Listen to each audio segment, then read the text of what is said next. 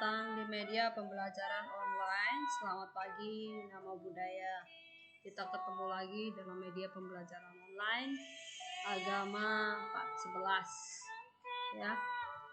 Sebelum kita melakukan pembelajaran seperti biasa, ya, maka kita melakukan doa dengan membaca Namaskara Gata. Yuk, tangannya anjali. Arahang sama sambuddho bhagawa Buddhang bhagawanta abhiwademi Swagato bhagavata dhammo dhammang namasami Supatipano bhagavato sawaka sangho sanghang namami. Oke, kita duduk hening, duduk rileks, menyadari nafas masuk dan nafas keluar, rasakan di dalam hati. Yuk kita pejamkan mata, menyadari nafas masuk, saya tahu saya bernafas masuk. Nafas keluar, saya tahu saya bernafas keluar. Masuk, keluar. Nafas masuk, saya tenang. Nafas keluar, saya damai. Tenang, damai. Nafas masuk, saya tahu saya bernafas masuk. Nafas keluar, saya tahu saya bernafas keluar. Masuk, keluar.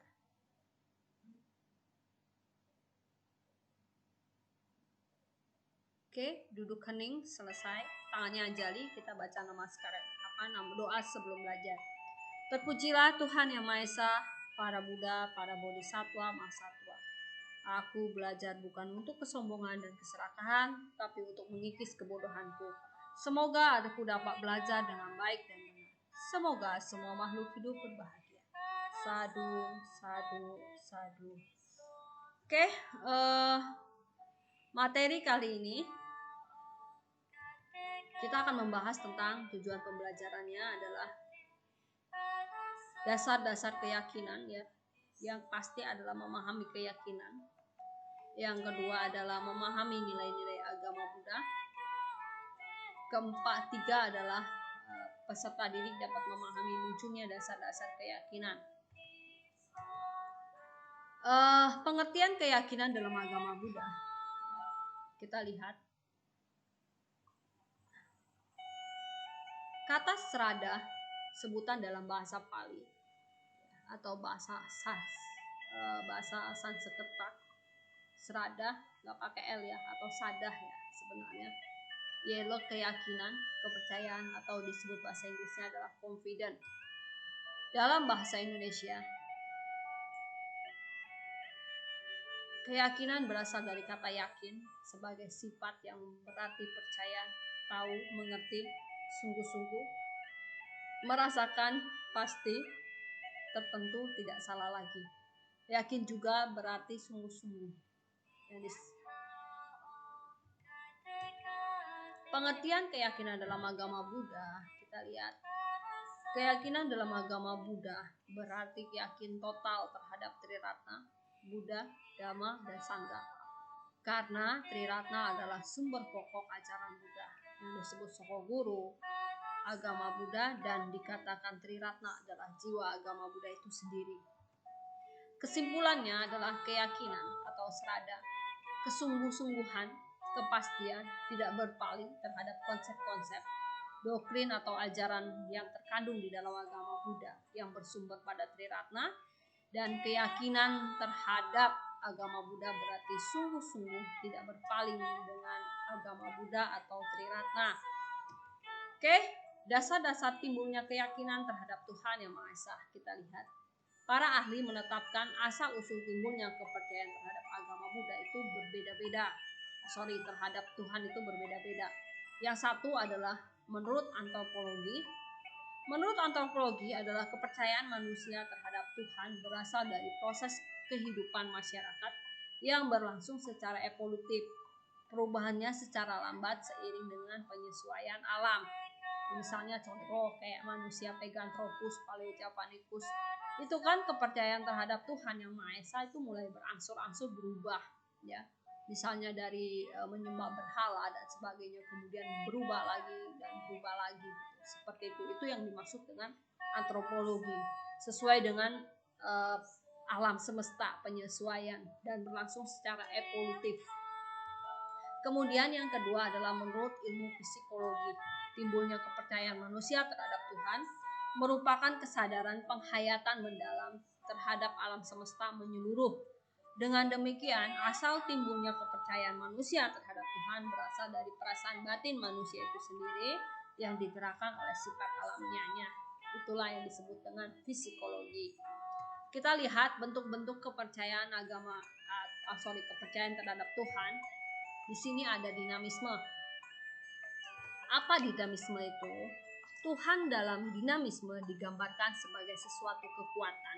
Jadi tiap benda itu memiliki kekuatan mistik atau misterius yang menganggap itu adalah sang pengabul gitu. Jadi kayak contohnya mungkin keris atau giok atau apa yang memiliki supranatural, yang disebut maha kuasa, yang mengabulkan segala keinginannya. Sampai sekarang kalau ditanyai ini ada enggak? Ini pasti ada. Beberapa juga orang Chinese juga ada itu yang menyembah atau dinamisme, ya, menganggap suatu benda itu memiliki kekuatan misterius. Kalau di negara kekuatan ini disebut Melnensia, yang disebut dengan mana. Di Jepang itu disebut kami, di India itu disebut dengan sakti, di Afrika ya pikmi itu disebut dengan owadah, di Indonesia adalah tuah. Tapi ini yang tadi saya bilang, hanya sebagian kecil orang yang percaya seperti itu, yang percaya dengan tahayul dan mistis, ya. Tapi masih ada. Yang kedua adalah animisme. Animisme adalah keyakinan atau kepercayaan terhadap Tuhan yang digambarkan sebagai roh. Kepercayaan ini berpendapat bahwa semua benda bernyawa atau tidak bernyawa tapi mempunyai roh, dan dia yakin bahwa benda itu mistik, kekuatan gaib, yaitu ini ada penghuninya, ini ada pitunya. Sehingga animisme ini masih juga ada di sekarang, terutama juga masih orang Chinese menganggap bahwa suatu benda ini memiliki sesuatu, ini loh ada penghuninya dan sebagainya. Tapi di agama Buddha pun hal ini memang tidak aneh. Artinya apa? Bahwa 31 alam hidup itu ada. Dan ketika membahas tentang benda-benda yang memiliki roh, artinya adalah benda-benda ini memang memiliki penghuni-penghuni yang memang yang kita tidak bisa lihat, seperti itu. Kemudian yang ketiga adalah politeis. Paham politeisme ini menggambarkan Tuhan dalam bentuk banyak dewa. Dewa yang lebih berkuasa, dewa yang lebih tinggi, mulia, dan penyembahannya secara umum dari roh, lebih tinggi dari roh, ya. Politeisme ini memperkecil jumlah roh, ya. Artinya bahwa Tuhan itu udah menjadi dewa, ya, yang lebih tinggi daripada roh, seiring dengan evolutif, ya, perubahan alam, ya, maka berubah, kemudian dia menjadi banyak dewa yang digambarkan, ya, seperti itu. Tapi akhirnya mengikuti lagi perkembangan yang disebut dengan antropologi tadi, ya, berubah secara evolutif, maka berubah menjadi henoteis. Henoteis adalah menerima dan mempercayai menyembah yang tadinya banyak dewa, maka menjadi satu dewa utama, ya, di antara dewa-dewa yang lain. Apakah ini masih ada kepercayaan seperti ini?